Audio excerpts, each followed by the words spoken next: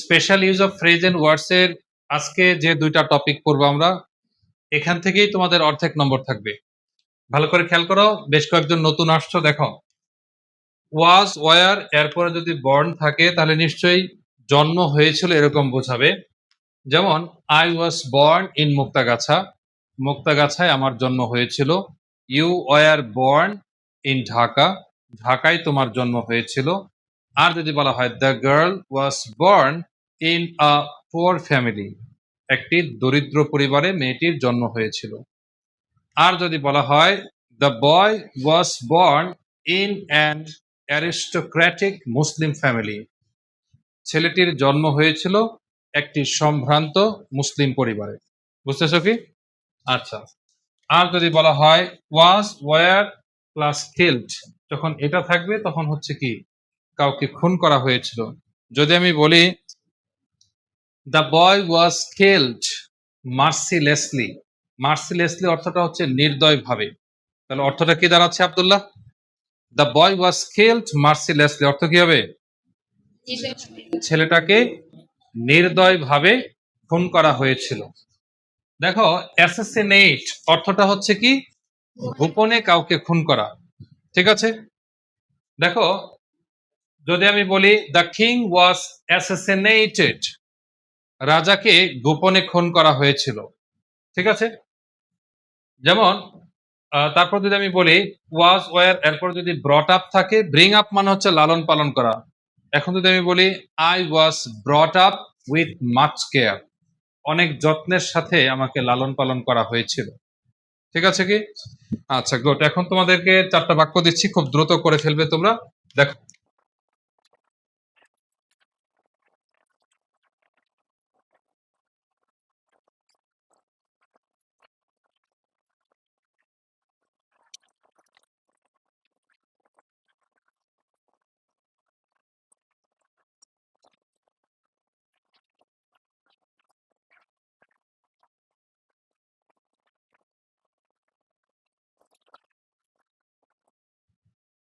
ওকে, সবাই খেয়াল করে দেখো, এখানে চারটা বাক্য লেখা আছে।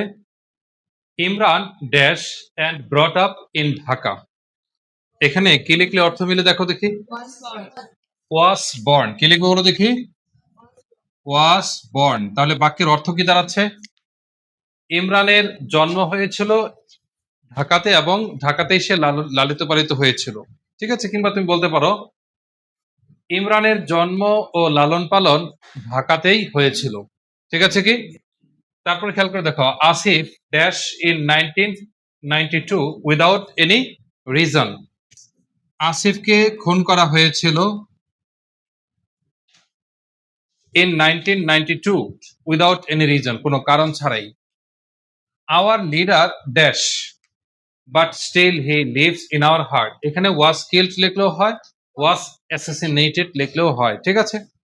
তবে যেহেতু এখানে নেতা, আমরা এখানে কি লিখতে পারি? Was assassinated, was assassinated. তাহলে এই বাক্যটার অর্থ কি হলো, গল্প বলতে পারবে?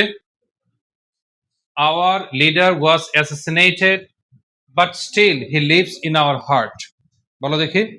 আমাদের নেতাকে গোপনে খুন করা হয়েছিল, কিন্তু সে এখন আমাদের হৃদয়ে বসবাস করে। মেনি হিরোইক সন্স, অনেক সাহসী সন্তানকে ড্যাশ কিল্ড, তারপরে দেখো দেখি ব্রুটালি ডিউরিং জুলাই রিভলিউশন। এখন কিল্ড শব্দটা লিখে দেওয়া আছে, তাহলে আমরা কি লিখতে পারি? ওয়ার হবে। কেন ওয়ার হবে? মেনি হিরোইক সন্স, অনেক সাহসী সন্তানকে, তাহলে এখানে আমরা কি লিখবো? ওয়ার লিখবো। বুঝতে পেরেছো? আচ্ছা গুড। ইসমাইল হোসেন একটি প্রত্যন্ত গ্রামে জন্মগ্রহণ করেছিল। Ismail Hussain was born in remote village, remote village. আবার বলো দেখি। Ismail Hussain was born in remote village. In a remote village, In ঠিক আছে কি? আচ্ছা গুড।